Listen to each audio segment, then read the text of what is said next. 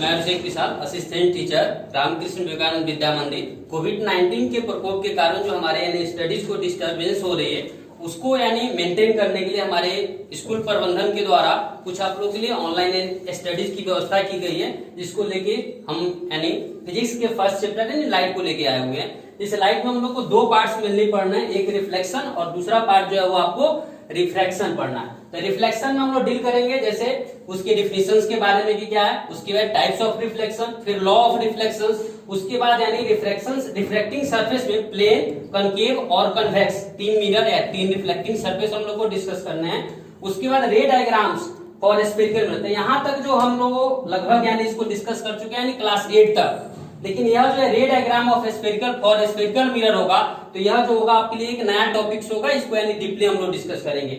उसके बाद numericals problem जो होंगे यह भी आपके लिए एक नया कॉन्सेप्ट होगा।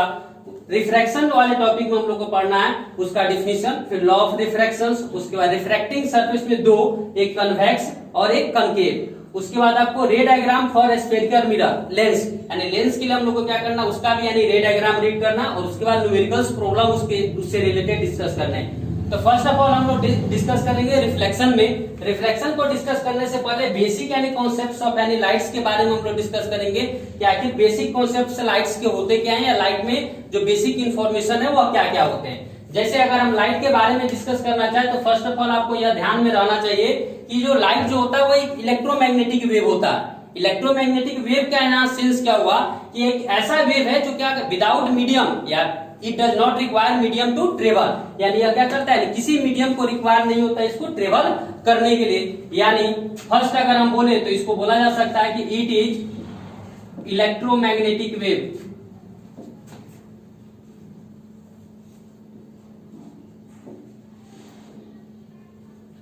सेकेंड अगर पॉइंट हम डिस्कस करें, यानी इलेक्ट्रोमैग्नेटिक वेव का आपको सेंस बताया गया कि इसका मतलब क्यों लिखा गया, क्योंकि यह विदाउट मीडियम क्या करता है, आपको ट्रेवल करता है, या it does not require medium to travel, इसलिए इसको आपको बोला जाता है इलेक्ट्रोमैग्नेटिक वेव बोला जाता है। नेक्स्ट अगर डिस्कस करते हैं तो इसका जो speed, general speed that means vacuum में या एयर में भी अप्रॉक्स उतना ही होता है, तो यानी स्पीड इन वैक्यूम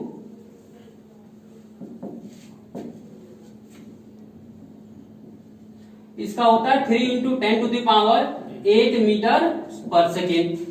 नेक्स्ट यानी तीसरे अगर हम बात करते हैं तो यानी कभी भी जब यह किसी सरफेस पे लाइट करता है, that means ray of light या लाइट, तो वहां पे तीन प्रोसेस होंगे, जिसमें तीन प्रोसेस में से दो प्रोसेस हम लोगों ने यहाँ पे मेंशन किया हुआ है, एक रिफ्लेक्शन और एक रिफ्रैक्शन। लेकिन तीसरा जो होता है कुछ सरफेस जो होते हैं, जिस सरफेस में रिफ्लेक्टिंग सरफेस की हम लोग बात कर रहे हैं, उस सरफेस की बात कर रहे हैं जिसमें रे ऑफ लाइट लाइट करते हैं, तो उस कंडीशन में कुछ यानी रे ऑफ लाइट को वह सरफेस जो होता है वह एब्जॉर्ब कर लेता है और उसको हीट एनर्जी के रूप में वह कन्वर्ट करता है। यानी जितने रे ऑफ लाइट, जैसे अगर मान लो कि एक सरफेस हुआ, इस सरफेस पे अगर रे ऑफ लाइट आ रहे हैं, तो रे ऑफ लाइट यानी दैट मींस इंसिडेंट रे जिसको हम लोग बोलेंगे, किसी सोर्स से आ रहे होंगे, तो जो ये इंसिडेंट रे है वाला एक प्रोसेस हो सकता है कि वो सेम मीडियम में रिटर्न हो जाए। तो सेम मीडियम में अगर रिटर्न हो जाता है तो उस प्रोसेस को हम लोग क्या बोलते हैं, रिफ्लेक्शन। अगर उस मीडियम को क्रॉस करके और पाथ से बेंड होता है, किस तरीके से बेंड होता है उसको हम आगे डिस्कस करेंगे। अगर पाथ से यानी उस मीडियम को क्रॉस कर जाए, पार कर जाए, उस कंडीशन में उस प्रोसेस को हम लोग बोलते हैं नहीं जो बेंड हो गया, इस प्रोसेस को हम लोग बोले reflection.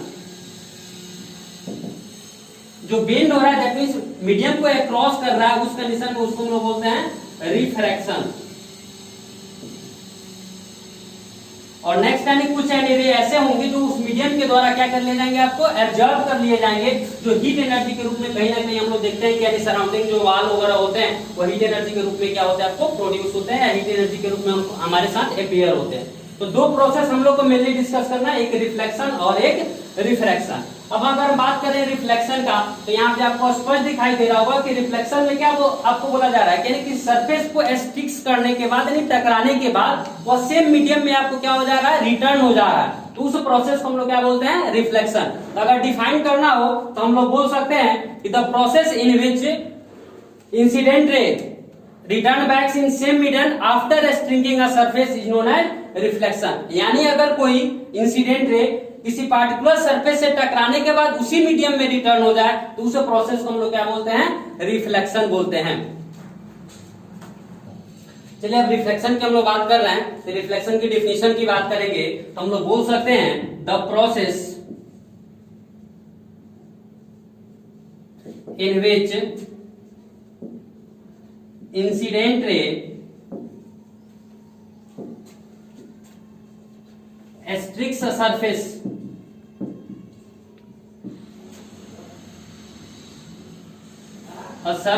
and return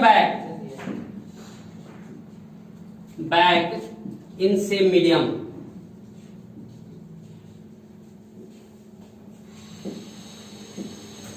Is known as reflection. यानी रिफ्लेक्शन जो हो गया, रिफ्लेक्शन के बाद जैसे अगर हम टाइप्स ऑफ रिफ्लेक्शन की बात कर रहे हैं तो टाइप्स ऑफ रिफ्लेक्शन यहीं पे हम देख लेते हैं शॉर्टली दो पार्ट्स में। जैसे अगर मान लो कि यह एक रिफ्लेक्टिंग सरफेस है, रिफ्लेक्टिंग सरफेस अगर दैट मींस यह जो रिफ्लेक्टिंग सरफेस है वो प्लेन है या स्मूथ है, और यह जो रिफ्लेक्टिंग सरफेस है वो रफ रिफ्लेक्टिंग सरफेस है। तो दो टाइप्स का यहीं पे आपको क्लियर हो जाएगा कि अगर इंसिडेंट रे, जैसे यहाँ पे माना गया कि इंसिडेंट रे जो है वो क्या आपको पैरेलल है, तो आफ्टर रिफ्लेक्शन अगर वह क्या रह जाए, आपको पैरेलल रह जाए, यानी इफ इंसिडेंट रे रिमेन्स पैरेलल आफ्टर रिफ्लेक्शन, यानी अगर पैरेलल इंसिडेंट रे रिफ्लेक्शन के बाद भी पैरेलल रह जाए तो इसको बोलते हैं हम लोग रेगुलर रिफ्लेक्शन। क्या बोलते हैं? Regular reflection. कब? जब parallel incident ray remains parallel after reflection. लेकिन वही अगर पैरेलल इंसिडेंट रे हो लेकिन वह रिफ्लेक्शन के बाद पैरेलल नहीं रह पाए, उस कंडीशन में हम देखेंगे तो वह जो हो जाएगा वह उसको हम लोग बोलते हैं इरेगुलर रिफ्लेक्शन। इसको क्या बोलते हैं? इरेगुलर रिफ्लेक्शन, और इसको क्या बोला जाता है? Regular reflection.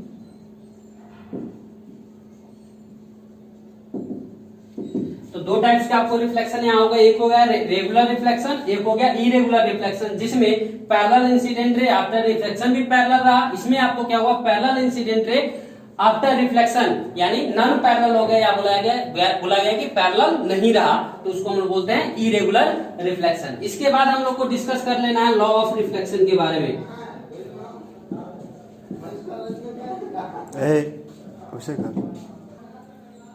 चलिए लॉ ऑफ रिफ्लेक्शन में हम लोग देखते हैं। तो उससे पहले लॉ ऑफ रिफ्लेक्शन से पहले कुछ यानी टर्म्स होंगे जिसको हम लोग जान ले। पहला आपको टर्म होगा इंसिडेंट रे, दूसरा टर्म होगा आपको रिफ्लेक्टेड रे, और तीसरा आपको टर्म हो जाएगा वहां पे नॉर्मल। इसके साथ साथ एक और हो सकता है आपको पॉइंट ऑफ इंसिडेंट।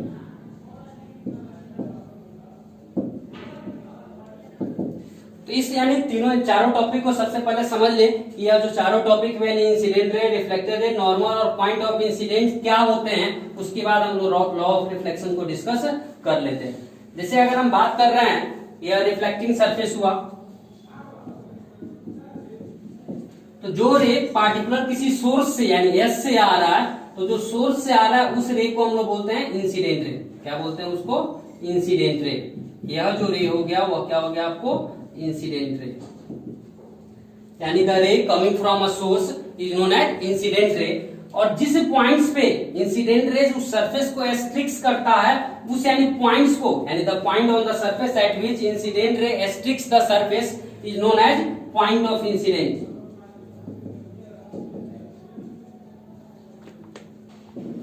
Next, यानी after यानी striking the surface, he returned. That means ray returned back in same direction. That ray, that means that particular ray is known as reflected ray. And last point is normal. The perpendicular at the point of incidence, यानी point of incident पे जो perpendicular line होता है, जैसे अगर मान लीजिए O M हो गया, तो ओ एम जो हुआ वह क्या हुआ? उस पार्टिकुलर रिफ्लेक्शन के लिए, उस पार्टिकुलर इंसिडेंट रे के लिए आपको क्या हुआ? नॉर्मल हुआ। तो जितने इंसिडेंट रे होंगे सबके लिए क्या होंगे? अलग अलग नॉर्मल होंगे। तो नॉर्मल आपको क्या हो गया? The perpendicular line at the point of incident is known as normal. इसके बाद अगर हम लॉ ऑफ रिफ्लेक्शन की बात करते हैं तो दो लॉ होंगे आपको इसके लिए।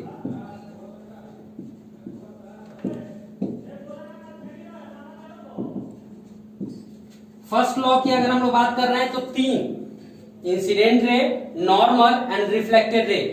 incident ray, normal and reflected ray all lies on same plane, but there is a condition that means normal at the point of incidence. That means incident ray, reflected ray and normal at the point of incident is are lies on same surface. यानी वो जो तीनों होंगे वो क्या करेंगे, आपको same surface पे लाइज करेंगे. तो यहाँ पे हम देखते हैं incident ray, reflected ray and normal at a point of incident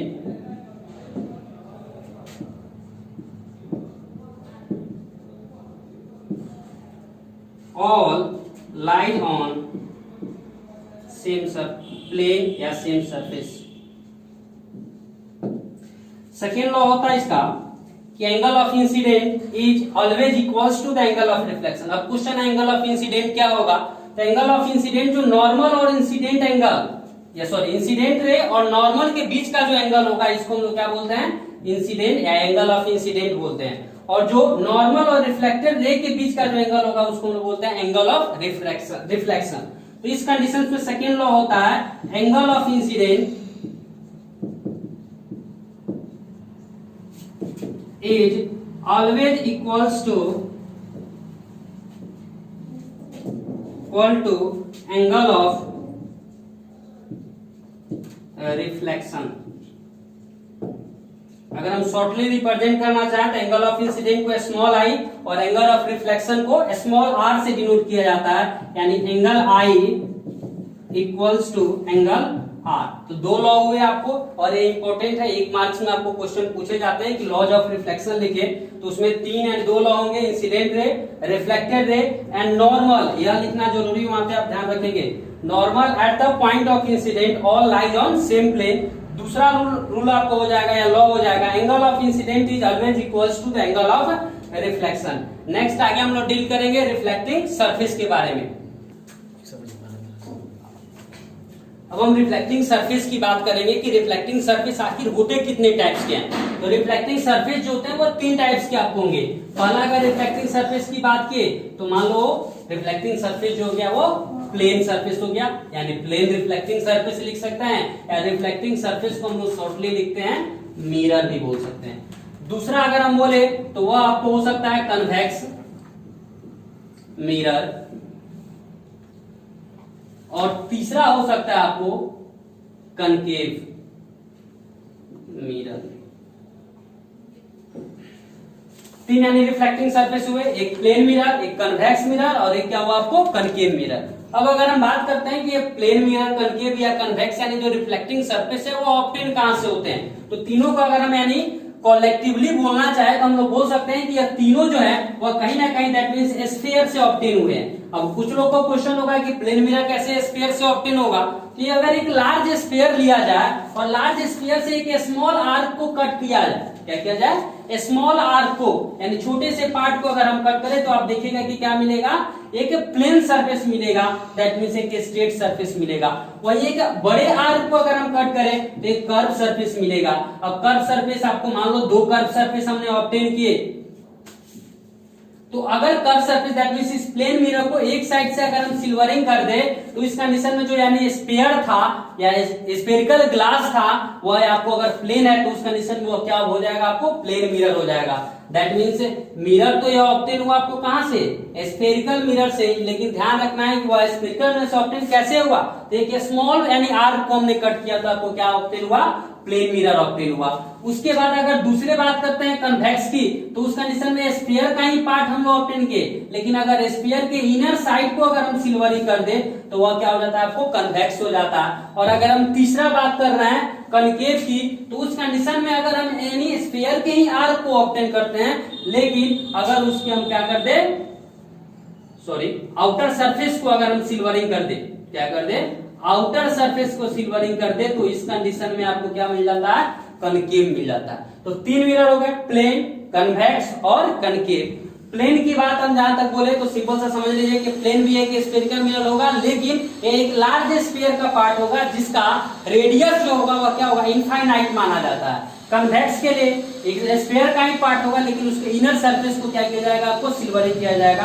concave sphere का ही पार्ट होगा, लेकिन इसके आउटर सरफेस को हम लोग क्या करते हैं, सिल्वरिंग करते हैं।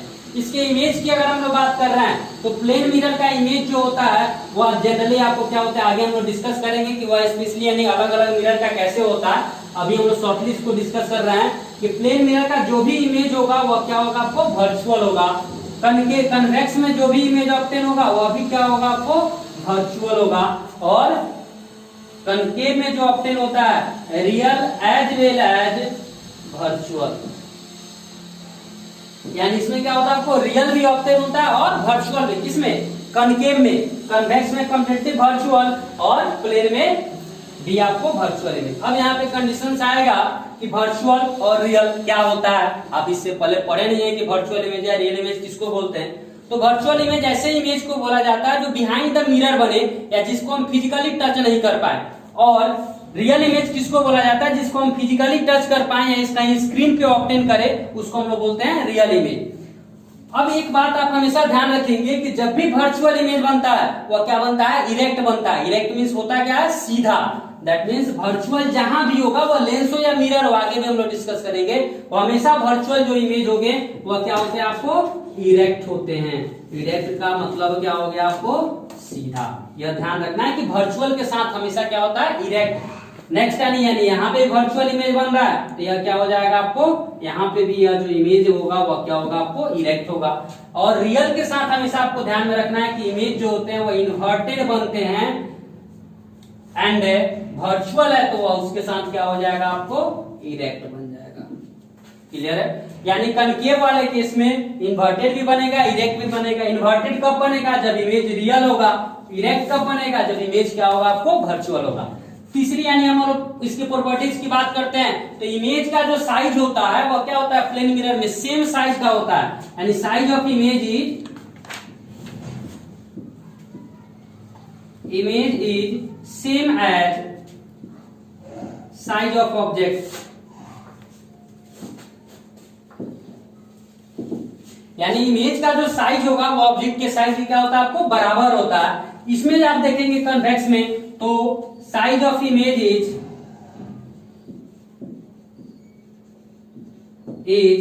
स्मॉलर देन ऑब्जेक्ट, यानी ऑब्जेक्ट से क्या होता है, आपको छोटा होता है। तीसरा अगर हम लोग बात कर रहे हैं यानी कनकेव की बात कर रहे हैं तो इसमें साइज जो होता है वो छोटा भी होता है एज वेल एज क्या होता है, आपको बड़ा भी होता है। यानी size of image is smaller और लार्जर।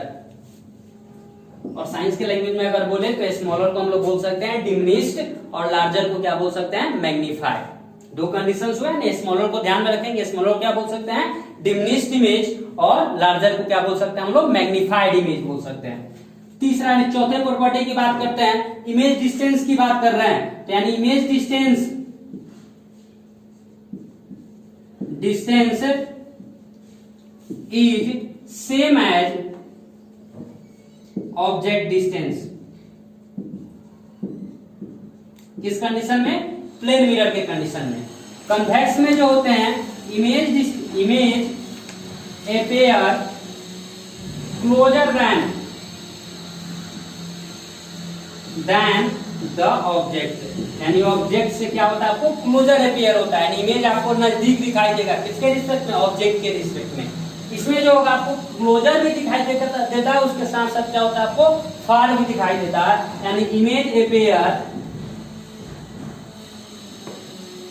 अपीयर क्लोजर और फार। दैट मींस इमेज जो होगा आपको नजदीक भी बनता है और दूर भी बनता है। वो अलग अलग कंडीशन हम लोग रे डायग्राम में उसको डिस्कस करेंगे। लेकिन इस कंडीशन में यानी कन्वेक्स कंडीशन में श्योर एंड सर्टेन केस है कि हमेशा ऑब्जेक्ट जो होगा वो क्लोजर अपीयर होगा, और इसमें जो होता है वो क्या होता है, सेम डिस्टेंस आपको क्या होता है, अपीयर होता है। एक और प्रॉपर्टी आता है इससे, यानी हम लोग अलग यानी सभी तीनों यानी मिरर जो उसको फॉलो करते हैं। एक प्रॉपर्टी होता है आपको लेटरल इन्वर्सन।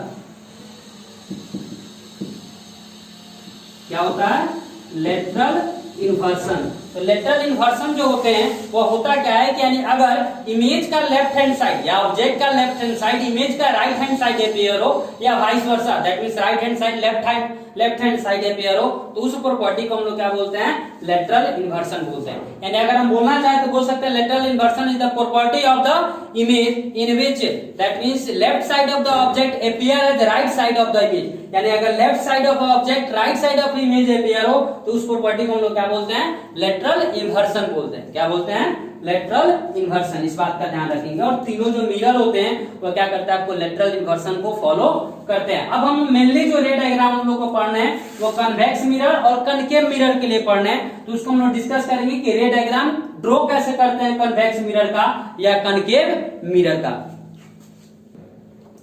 अब नेक्स्ट हम लोग डील करने वाले हैं rules to draw ray diagram of spherical mirror. यानी अगर रे डायग्राम हम ड्रॉ करते हैं तो कैसे यानी ड्रॉ करते हैं, इस बात के यानी कुछ रूल्स या नियम है बनाए गए हैं, उसके बेसिस पे हम रे डायग्राम्स को ड्रॉ करते हैं। जैसे अगर फर्स्ट रूल की बात अगर हम लोग कर रहे हैं तो पहला रूल होता है आपको कि object should be placed on left side of the mirror. यानी ऑब्जेक्ट को हमेशा किस साइड रखना है, आपको लेफ्ट साइड ही रखना है, आप राइट साइड नहीं रख सकते हैं। यानी वहां पे रेस्ट्रिक्शंस है कि जब भी आप रे डायग्राम ड्रॉ करें ऑब्जेक्ट को कहां रखना है, आपको लेफ्ट साइड ही रखना है। यानी पहला रूल हो गया ऑब्जेक्ट must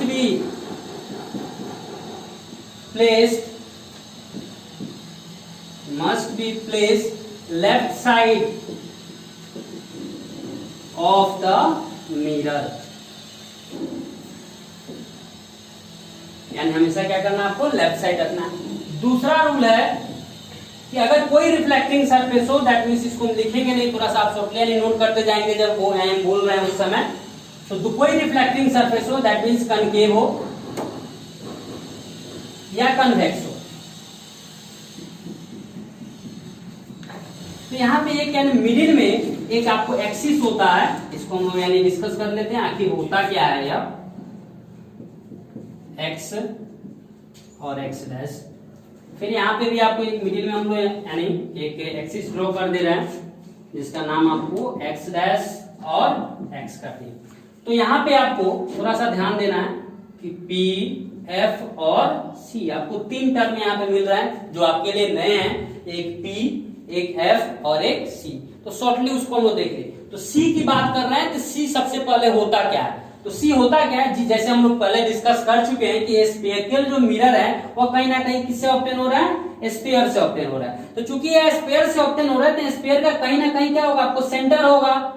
स्फीयर में सेंटर होते हैं तो सेंटर होगा, तो उसी जो सेंटर है यानी जिस स्फीयर से हम लोग मिरर को ऑब्टेन किए हैं उस स्फीयर का जो सेंटर होता है उसको हम लोग क्या बोलते हैं, डिनोट करते हैं सी से, और इसको बोला जाता है centre of curvature.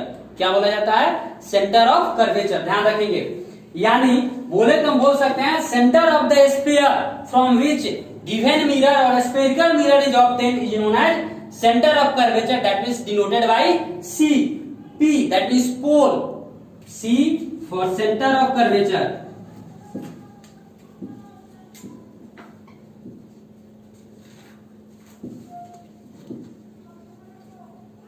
P for pole। तो पोल जो होते हैं वो जो रिफ्लेक्टिंग सरफेस है दैट मींस कर्वेचर जो है उसका मिड पॉइंट अप्रोक्स माना जाता है कि वो क्या होता है, आपको पोल है। यानी mid point of reflecting surface या spherical surface is known as pole. Second यानी आपको होता है फोकस। तो फोकस आपको बोल सकते हैं हम लोग mid point of centre of curvature and pole, यानी मिड पॉइंट दैट मींस इसको हम लोग बोलते हैं क्या, फोकस। और फोकस किसको बोलते हैं, mid point of curvature and P that means PC का जो मिड पॉइंट है उसी को हम लोग क्या बोलते हैं, फोकस बोलते हैं। यहां तक कहीं कोई दिक्कत नहीं होनी चाहिए। और प्रिंसिपल एक्सिस की बात करते हैं तो एक्स और एक्स डैश जो है वो क्या आपको प्रिंसिपल एक्सिस है। क्या है, प्रिंसिपल एक्सिस। तो प्रिंसिपल एक्सिस को डिफाइन करना हो तो हम बोल सकते हैं the ray passing through centre of curvature and pole, the ray passing through centre of curvature and pole of a spherical mirror is known as principal axis. अब इस प्रिंसिपल एक्सिस को लेके हम लोग को कुछ रूल है, उसको पहला रूल है, सेकेंड रूल में हम लोग डिस्कस कर रहे थे कि अगर इंसिडेंट रे, रूल है आपको, अगर incident ray reflecting surface that means या प्रिंसिपल एक्सिस के पैरेलल हो, यानी if incident ray seems to be और लाइज या parallel to the principal axis then after reflection, तो आफ्टर रिफ्लेक्शन वो कहां से पास करेगा आपको, फोकस से पास करेगा। तो पहला रूल यह है कि अगर पैरेलल हो तो वो आफ्टर रिफ्लेक्शन कहां से पास करेगा, फोकस से। और इस कंडीशन में अगर पैरेलल हो तो appear to pass from the focus, तो ऐसा यानी प्रतीत होता है, ऐसा दिखाई देगा आपको, लेकिन वो ओरिजिनली आपको क्या होता है, पास वहां से करता नहीं है। यानी कन्वेक्स के केस में appear to pass from a focus, और इस केस में कनकेव के केस में यानी पास फ्रॉम अ फोकस। इस बात का ध्यान रखेंगे, यानी यह फोकस से पास कर रहा है और इसमें appear to pass from the focus. यानी दूसरा रूल हो गया कि पैरेलल होगा तो कहां से पास करेगा, फोकस से। पैरेलल होगा तो फोकस से पास करते हुए क्या होगा, अपीयर होगा। नेक्स्ट हम लोग डील कर रहे हैं यानी थर्ड।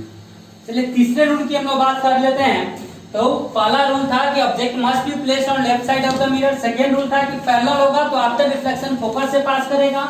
तीसरा रूल जो होगा वह क्या हो जाएगा, आपको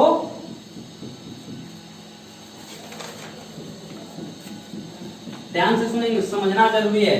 और आप अगर रिक्वायरमेंट है तो कॉपी निकालिए और फिर उसको नोट करते जाइए।